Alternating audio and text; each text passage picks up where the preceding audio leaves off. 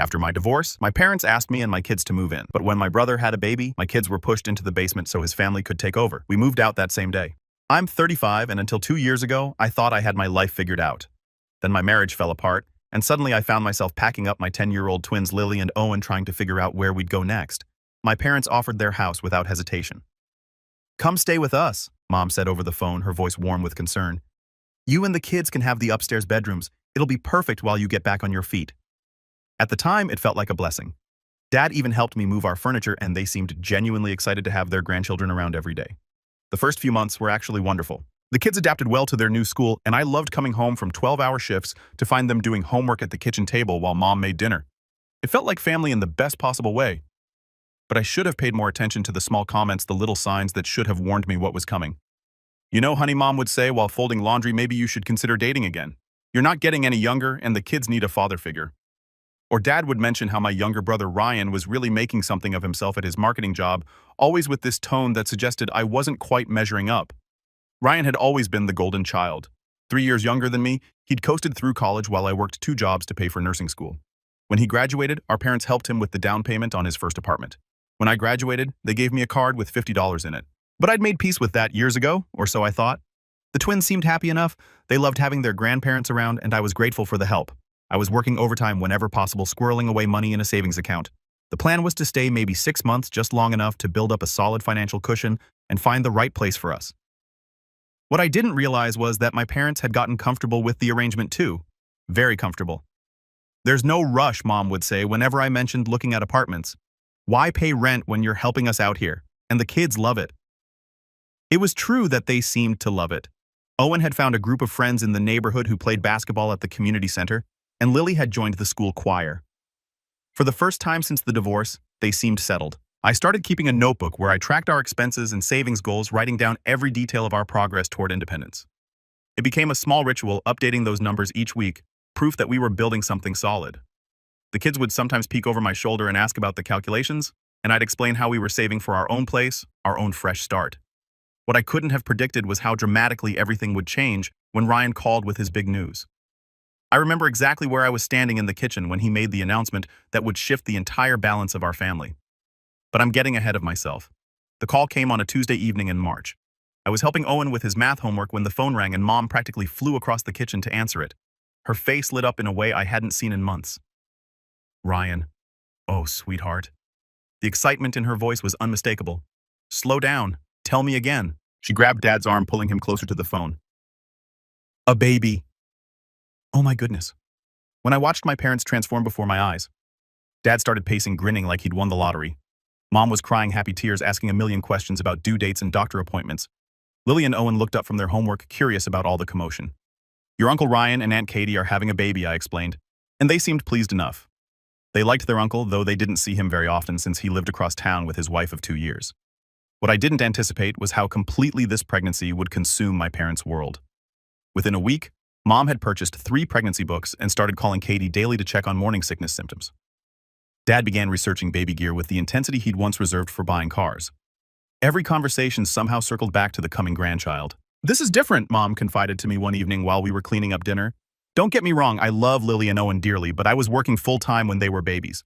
I barely got to enjoy their early years the way I should have. This time I'll be retired. I can really be present." I felt a strange twist in my stomach at her words. She'd been present for my kids in her way, but I understood what she meant.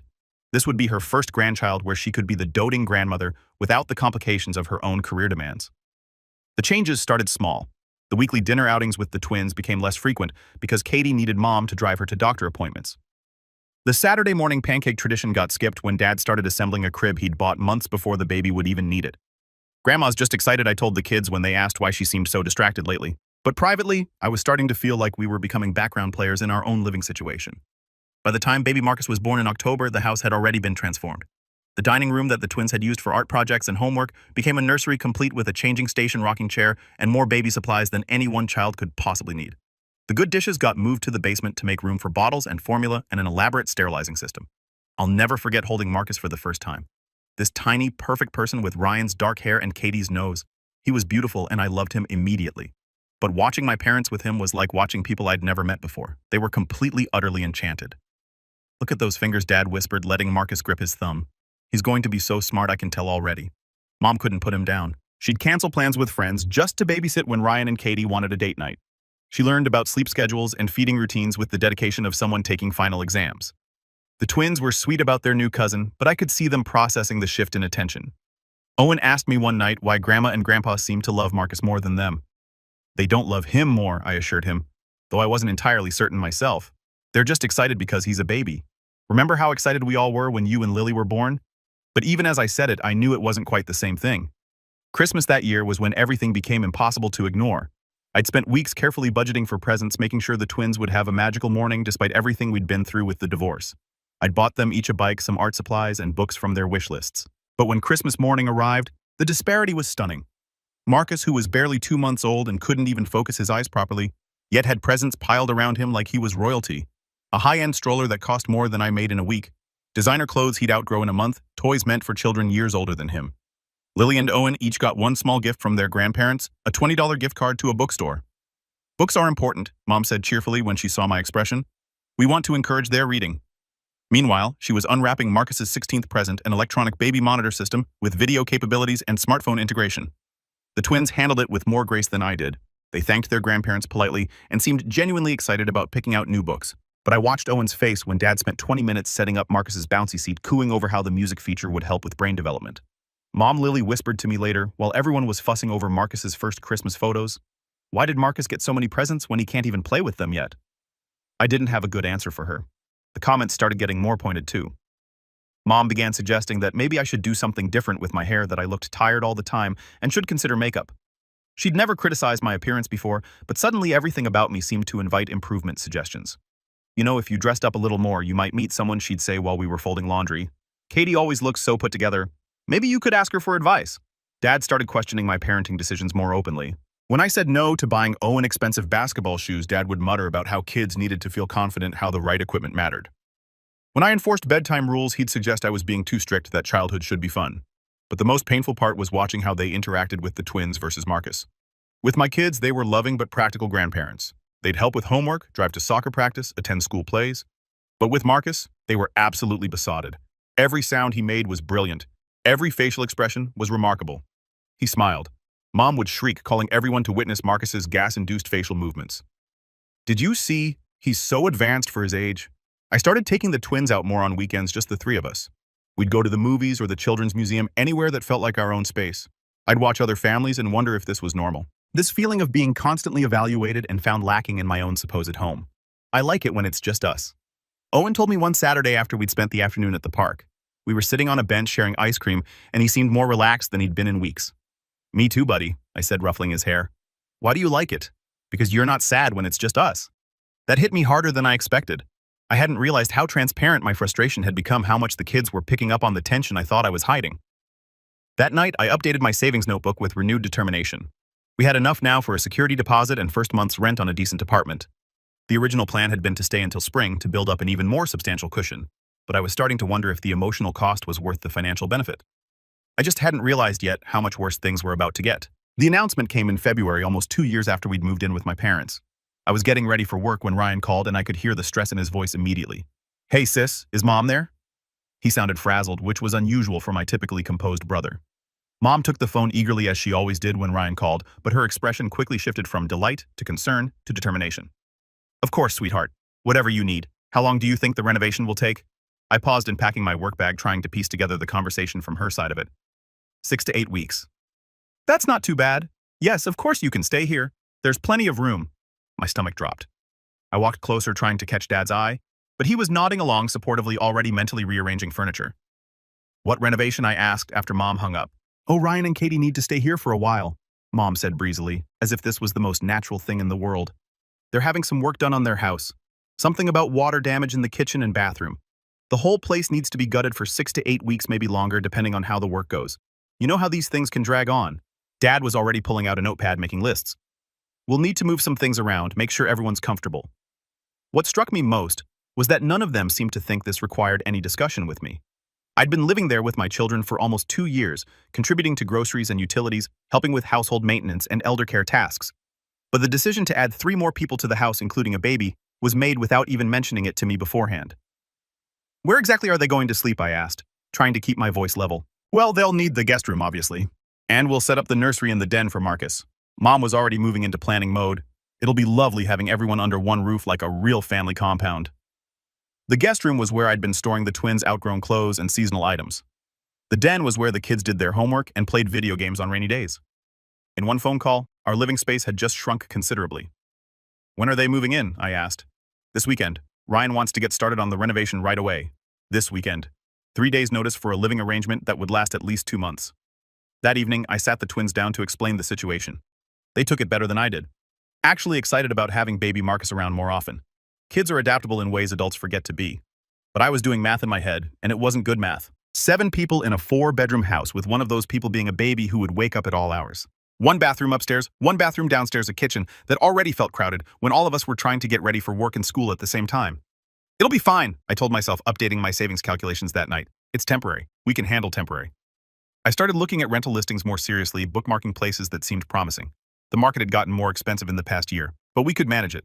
The question was whether I wanted to wait until spring as originally planned, or start looking for something sooner. Mom, are you okay? Lily asked from the doorway of my room, catching me staring at apartment websites on my laptop. Just looking at some options for us, I said, patting the bed so she'd come sit with me. How would you feel about having our own place again? She considered this seriously the way she approached most questions. I like living with Grandma and Grandpa, but sometimes I miss when it was just us 3. What do you miss about it? I don't know. It was quieter, I guess. And you seemed happier, out of the mouths of babes. I kissed the top of her head and closed the laptop. We'll figure it out. Okay. But even as I said it, I knew that the next 2 months were going to test every limit I had. The invasion began on Saturday morning. Ryan showed up with a U-Haul truck, and Katie carrying Marcus as if they were refugees fleeing a disaster zone, instead of people who'd chosen to gut their perfectly functional kitchen on a whim. Within hours, the house transformed into something I didn't recognize. The guest room filled with their furniture, clothes, and enough baby supplies to stock a small store. The den became Marcus's domain, with a crib-changing station and play area that took up most of the space where the twins used to spread out their homework. But it was the rules that really got to me, rules that were implemented immediately and without discussion. We'll need to keep noise to a minimum during Marcus's nap times, Katie announced, while unpacking approximately the 15th box of baby clothes. He's very sensitive to sound, and his sleep schedule is crucial for his development. Marcus napped 3 times a day for varying lengths of time that seemed to change based on mysterious baby logic that only Katie could interpret. Also, we should probably put away most of the toys in the living room. She continued, eyeing the twins' books and art supplies with obvious distaste. Babies explore everything orally, and I'm concerned about choking hazards. Within the first week, Lily and Owen had lost access to most of the common areas of the house. They couldn't watch television in the living room because it might wake Marcus. They couldn't play in the den because that was his nursery now. They couldn't do arts and crafts at the kitchen table because baby supplies covered every surface. Why don't you kids play in your rooms, Mom suggested cheerfully when Owen complained about being bored. Their rooms were small, meant for sleeping, not for the kind of active play that 10-year-olds need. But pointing this out somehow made me the unreasonable one. The television situation was particularly galling.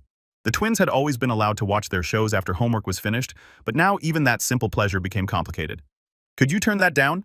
Katie would call from upstairs even when the volume was barely audible. Marcus is trying to sleep.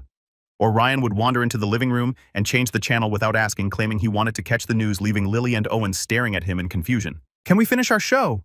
Lily asked politely one evening. This is important, Ryan replied, not even looking at her. You can watch cartoons anytime. I watched my children's faces, saw them learning that their wants and needs were less important than any adult's passing whim. That their comfort in what had been their home for 2 years was now secondary to a baby's sleep schedule and their uncle's television preferences. The breaking point came when Mom announced that we'd need to reorganize the twins' belongings because Marcus was getting more mobile and might get into things. More mobile, I asked. He's 6 months old. He can barely sit up. Katie says he's very advanced for his age. We need to be proactive about safety. So the twins' art supplies got moved to high shelves they couldn't reach without help. Their books were relocated to their bedrooms to make space for more baby gates and safety equipment. Their drawings came down from the refrigerator to make room for Marcus's feeding schedule and doctor appointment reminders. I watched my children adapt to these changes with a grace that broke my heart. They didn't complain, didn't throw tantrums, didn't demand their territory back. They just quietly accepted that they mattered less, that their needs were less important. It's okay, Mom, Owen said, when I apologized for yet another canceled plan because Marcus was having a difficult day. We understand, but they shouldn't have had to understand. They were children, and this was supposed to be their home too. That night, I pulled out my savings notebook and ran the numbers again. We had enough now, more than enough, actually. I'd been saving for 2 years, and my financial cushion was larger than it had ever been. The question was no longer whether we could afford to leave.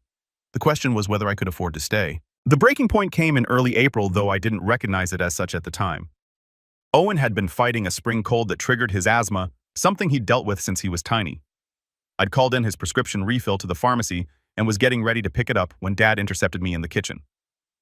$47 for an inhaler, he said, holding the automated message slip. That seems excessive. Are you sure he really needs the name brand version? I stared at him in disbelief. It's his rescue inhaler, Dad. The generic version doesn't work as well for him, and his doctor specifically prescribed this one. But $47, he repeated, as if I hadn't heard him the first time. Maybe you should talk to the doctor about alternatives. This conversation was happening at the same kitchen table where 2 days earlier, I'd watched him unbox a high chair for Marcus that cost $400. A high chair for a baby who wouldn't even start solid foods for another month. The high chair was different, Mom said when I pointed out this discrepancy later. That was a gift, and it's an investment piece that will last for years. Owen's inhaler is also an investment, I said quietly, in his ability to breathe. But somehow, I was being unreasonable again. The music lessons were next to go. Lily had been taking piano lessons for 18 months and was actually quite good. Her teacher, Mrs. Patterson, came to the house every Tuesday afternoon at 4 o'clock, and Lily always spent the whole day looking forward to it. I'm sorry, Mom told Mrs. Patterson at the door one Tuesday, but we're going to have to cancel lessons for a while. The piano playing disrupts the baby's afternoon nap. Lily's face crumpled. She'd been practicing a piece for the spring recital, something she'd been excited about for weeks. Maybe we could schedule the lessons for a different time, I suggested. Mrs. Patterson's schedule is full at other times, Mom said dismissively. And honestly, piano lessons are a luxury. Lily can always pick it up again later. Later, always later. Everything that mattered to my children could wait, but Marcus's schedule was sacred and unchangeable. The final straw was the refrigerator. The twins had been putting their school artwork on the fridge since they were old enough to hold crayons. It was a tradition, a way of celebrating their creativity and achievements. But when I came home from a particularly brutal shift at the hospital, I found the refrigerator completely rearranged. All of Lily and Owen's drawings, honor roll certificates, and school photos had been taken down and organized into a folder that Katie had helpfully placed on top of the refrigerator where no one would see them. The entire front of the fridge was now covered with Marcus's feeding schedule, his growth chart, his vaccination records, and approximately 15 photos of him doing typical baby things like lying on blankets and drooling. It looks so much cleaner this way, Katie said when she saw me staring at the bare spots where my children's achievements used to hang. And it's more functional for tracking Marcus' needs. I took the folder down from the top of the refrigerator and looked through it. 2 years' worth of my children's pride and joy, reduced to clutter to be hidden away. Where should I put these, I asked, holding up a drawing Lily had made of our family. Maybe in their bedrooms, Katie suggested. Or you could start a scrapbook.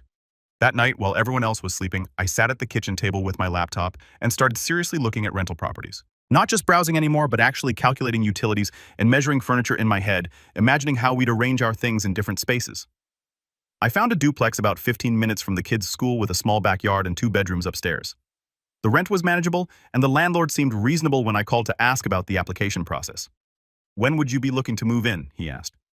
I looked around the kitchen at the refrigerator covered with someone else's priorities, at the high chair that cost more than my child's medicine, at the evidence of how thoroughly we'd been erased from what was supposed to be our temporary home. How soon is too soon? I asked. I could have it ready by the 1st of May if you can pass the credit check and provide references. May 1st was 3 weeks away. I'll get back to you tomorrow. I said, my heart already pounding with a mixture of terror and excitement. For the first time in months, I was remembering what it felt like to make decisions about my own life. I didn't tell anyone about my phone call with the landlord. Instead, I did what I always did when I needed to think clearly. I went to work and talked to Angela. Angela was my closest colleague at the hospital, a woman in her 40s who'd raised 3 kids mostly on her own and had a way of cutting through emotional confusion with surgical precision. We'd worked together for 5 years, and she knew enough about my family situation to ask the right questions. So, let me get this straight, she said during our lunch break, after I told her about the refrigerator incident. Your parents invited you to live with them temporarily, but now they've essentially handed your living space over to your brother and his family, and you're expected to just accept it. It's more complicated than that, I started to say, but she held up a hand. Is it though? You pay rent there, right? I contribute to expenses. Yes. You help with household work, cooking, taking care of your parents when they need it. Of course. And your kids have been model house guests for 2 years, helping with chores, being respectful, not causing problems. I nodded, seeing where this was going. So you're a tenant and a caregiver and a daughter, but somehow you have no voice in household decisions that directly affect your children's well-being and happiness. When she put it like that, it sounded even worse than I'd realized. What would you do? I asked her. I'd get the hell out of there, she said without hesitation. Life's too short to teach your kids that they don't matter. That afternoon, I called the landlord back and filled out the rental application. I had excellent credit, solid employment history, and strong references. By the end of the week, I'd signed the lease and put down the security deposit. The duplex was perfect for us. Hardwood floors throughout big windows that let in lots of light, a kitchen where we could eat breakfast together without navigating around baby equipment. The bedrooms were small but cozy, and there was a basement where the kids could play on rainy days without worrying about waking anyone up. I scheduled the utilities to be connected, researched internet providers, even bought a small refrigerator magnet in the shape of a star, imagining Lily's artwork displayed prominently in our new kitchen. The hardest part was keeping it secret. Every day I watched my children adapt to new restrictions, saw them become quieter and more careful, watched them learn to take up less space in the world, and every day I reminded myself that in just a few weeks they'd have their voices back. "Are you okay, Mom?" Owen asked one evening when he caught me staring out the window with what must have been a strange expression on my face. "I'm planning something," I told him honestly, "something good for us." "What kind of something?" "It's a surprise, but I think you'll like it." He seemed satisfied with that answer, but I could see the curiosity in his eyes. These kids had been through enough upheaval in their short lives. They deserved stability, but they also deserved a home where they mattered. I picked up moving boxes during my lunch break and hid them in my car trunk. I researched moving companies and got quotes for local moves. I updated my address with the bank and the kids' school, preparing for a transfer that I hoped would be seamless. The most challenging part was timing. I needed to tell my family about the move, but I wanted to wait until everything was set in stone, until there was no possibility of them talking me out of it or creating drama that would upset the children. I planned to tell them on a Saturday morning when everyone would be home and we could have a family meeting. I'd explain that we'd found a place, that it was time for us to have our own space again, that this had always been the plan. What I hadn't planned for was how dramatically everything would explode before I got the chance.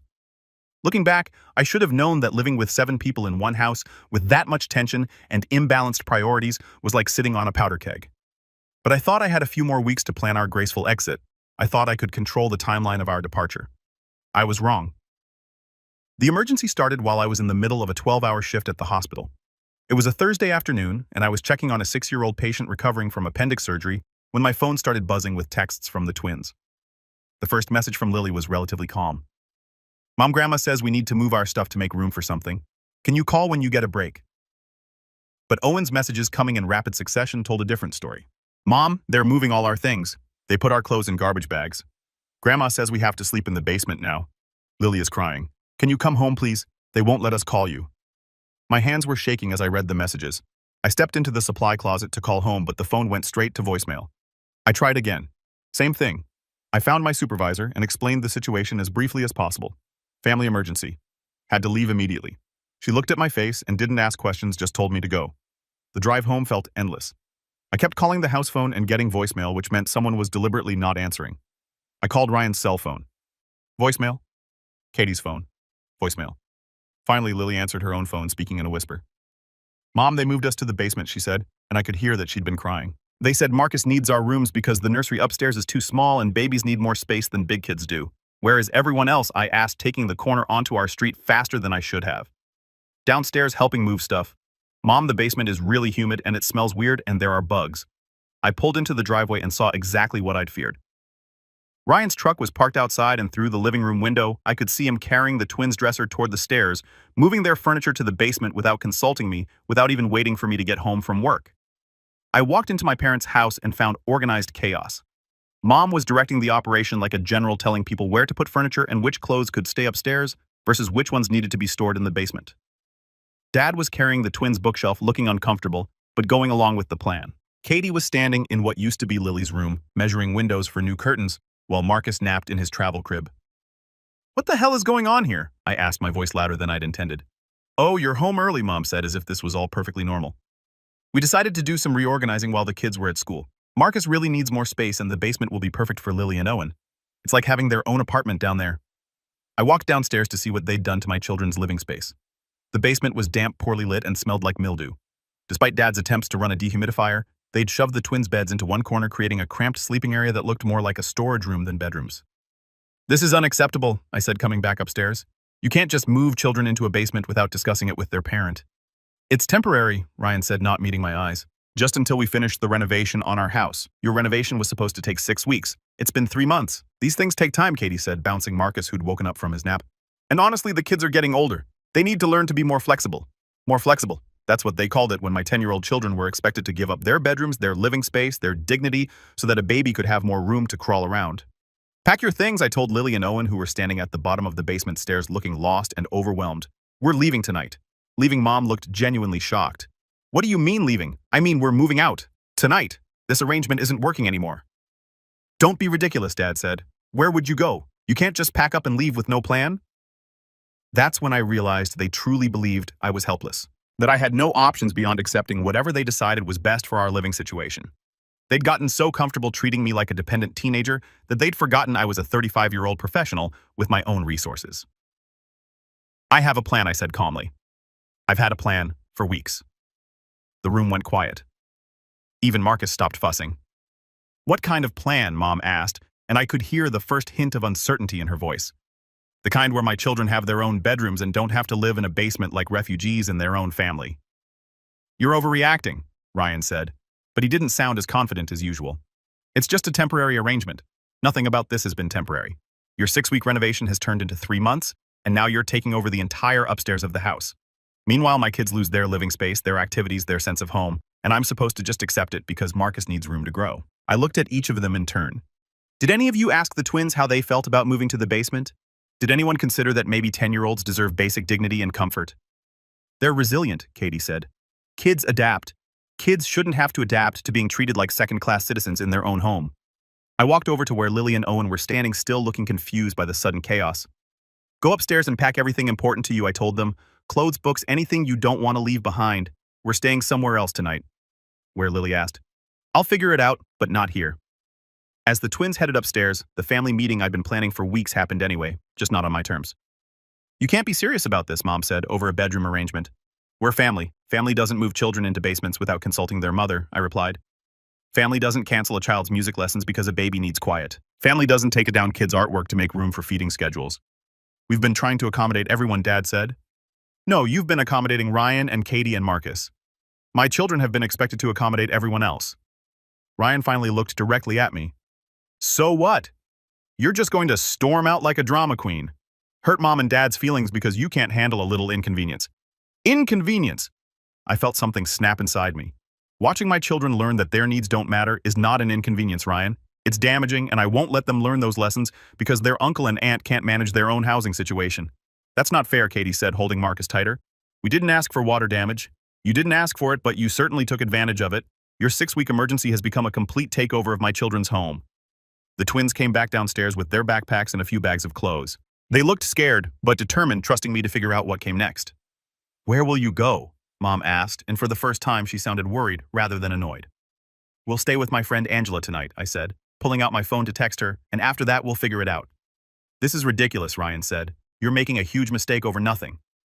I looked at him holding his son standing in the house our parents owned, surrounded by his furniture and his wife, and his complete confidence that the world would always accommodate his needs. The mistake, I said quietly, was thinking that my children and I could ever be anything more than an inconvenience to this family. I helped the twins carry their things to the car while my parents stood in the driveway looking shocked that their compliant daughter had suddenly developed a backbone. Call us when you come to your senses, Mom said as I buckled the kids into their seats. I'll call you when you come to yours, I replied. As we drove away, Owen asked, Are we really not going back? Not to live there, I said, meeting his eyes in the rearview mirror. Is that okay with you? He nodded solemnly. I didn't like the basement. It was scary. I know, buddy. You won't have to sleep there ever again. For the first time in months, that felt like a promise I could keep. Angela opened her front door before I even had a chance to knock, having received my desperate text during the drive over. She took one look at our bags and the twins' subdued faces and ushered us inside without questions. The guest room has bunk beds, she told Lily and Owen. My kids are at their dad's this weekend, so you'll have plenty of space. Are you hungry? While the kids settled in and Angela made them sandwiches, I called the landlord of the duplex. Even though our move-in date wasn't for another 2 weeks, I had to ask if there was any way we could get in sooner. Actually, the previous tenant moved out early, he said. I could have it ready by Monday if you need it. The utilities are already connected. Monday was 4 days away. I could manage 4 days. The rest of the weekend passed in a blur of phone calls and logistics. I arranged for a moving truck, contacted the twins' school about transferring their records, and went shopping for basic household supplies. Angela's kids came home Sunday evening and immediately adopted Lily and Owen as temporary siblings, making the whole situation feel less like a crisis and more like an adventure. Your mom is really brave, I overheard Angela's daughter telling Lily while they were playing board games. Why, Lily asked. Because she chose you guys over everything else. That's what brave people do. Monday morning came faster than I expected. The moving truck arrived at my parents' house at 8 a.m., and I steeled myself for what I knew would be a difficult confrontation. Mom answered the door looking like she hadn't slept well. "You're really doing this," she said. It wasn't a question. "I really am." "Where are you moving to?" I gave her the address of the duplex, watching her face change as she realized I hadn't been bluffing about having a plan. "How long have you been planning this?" Dad asked, appearing behind her. "Since you made it clear that my children's well-being was less important than my brother's convenience." Ryan emerged from the kitchen holding Marcus, looking rumpled and irritated. "So, you're really going to punish all of us because you didn't like a housing arrangement?" "I'm not punishing anyone," I said, directing the movers toward the stairs. "I'm protecting my children." What happened next surprised everyone, including me, as the movers carried our furniture out of the house. Katie started crying. "I didn't know," she said, bouncing Marcus nervously. "I didn't realize the kids were so upset about everything. I thought they were okay with the changes." For a moment, I almost felt sorry for her. She was young, overwhelmed with new motherhood, and probably genuinely hadn't considered how her demands were affecting anyone else. "The kids were okay with the changes because they're good kids who've been taught to be polite and accommodating," I said. "But being okay with something and being happy about it are two very different things." "Maybe we could work something out," Mom said desperately. "Move some things around. Give everyone more space." "It's too late for that," I replied. "This isn't about the basement or the bedrooms. It's about the fact that for 3 months, you've made decisions about my children's lives without consulting me, and you genuinely don't understand why that's a problem." "We were trying to help everyone," Dad said. "You were helping Ryan and Katie. My kids were expected to manage the inconvenience." As our belongings disappeared into the moving truck, I watched my family grapple with the reality that their plans hadn't included my consent and that I was no longer willing to go along with arrangements I'd never agreed to. "What about Sunday dinners?" Mom asked. "Will you still come for Sunday dinners?" I looked at her standing in the doorway of the house where my children had learned to make themselves smaller, quieter, less important. "I'll think about it," I said. The drive to our new home took 15 minutes. 15 minutes from the house where we'd been unwelcome guests to the place where we'd be a family again. As we pulled into the driveway of the duplex, Lily said, "It looks like a real house." "It is a real house," I told her. "It's our house." That night, after we'd set up beds and unpacked the essentials, the three of us sat on the living room floor eating pizza and making plans. Real plans for our own space, our own rules, our own lives. "Can I put my drawings on the refrigerator?" Lily asked. "You can put your drawings wherever you want," I said. "This is your home too." Owen was quiet for a long time, then said, "Mom, I'm proud of you." "Why?" "Because you picked us." And that right there was why leaving had been the only choice that mattered. 6 months after we moved out, my life looked completely different, and so did I. The twins had settled into their new school, beautifully making friends and joining activities that no longer had to be scheduled around someone else's nap time. Lily was taking piano lessons again, and Owen had joined the school's basketball team. More surprisingly, I'd been promoted to charge nurse on my unit at the hospital. The confidence I'd found in finally standing up for my children seemed to translate into other areas of my life. I was speaking up in meetings, taking on leadership roles, making decisions with the clarity that comes from knowing your own worth. We'd bought a house not renting anymore, but actually owning a small 3-bedroom home with a fenced backyard where the kids could play without worrying about noise levels. The mortgage payment was manageable, and for the first time in years, I felt like we were building something permanent and secure. The twins were thriving in ways I hadn't expected. They were louder, more confident, more willing to take up space in the world. It was as if removing them from an environment where they'd learned to minimize themselves had allowed their personalities to bloom again. Meanwhile, my parents' calls had become increasingly desperate. It started about 2 months after we moved out, when Mom called to tell me that Ryan and Katie's renovation was taking longer than expected, and they'd probably need to stay at the house indefinitely. "How is that my problem?" I asked, genuinely curious about her reasoning. "It's not your problem," she said quickly. "I just thought you'd want to know. Family news." But the calls kept coming. Dad telling me that Ryan was stressed about the renovation costs, Mom mentioning that Katie was having trouble adjusting to life with the baby and could use more help. Subtle hints that maybe I could come by more often, help out with things the way I used to. I visited exactly once for my father's birthday in September. The house felt smaller and more chaotic than I remembered. Ryan looked exhausted. Katie seemed overwhelmed, and my parents appeared to have aged 5 years and 6 months. "The twins look great," Mom said, watching Lily and Owen play in the backyard with their usual energy and enthusiasm. "They seem so confident." "They are confident," I said. "Kids do better when they feel secure and valued." "We always valued them," Dad protested. "Did you?" I asked, because I remember Marcus getting a $400 high chair while you questioned whether Owen really needed his asthma medication. The visit was awkward but civil. Ryan barely spoke to me. Katie was polite but distant, and my parents seemed to be walking on eggshells. But what struck me most was how easily the twins readjusted to being quieter and more careful when they were there, as if some part of them still remembered that this house required them to be smaller versions of themselves. Can we go home now? Lily asked after about 2 hours. This used to be your home too, Mom said sadly. No, Lily replied with 10-year-old honesty. This was just where we lived for a while. The really interesting development started in October. Angela heard it through the hospital grapevine first, then it became general knowledge around town. Ryan and Katie were getting divorced.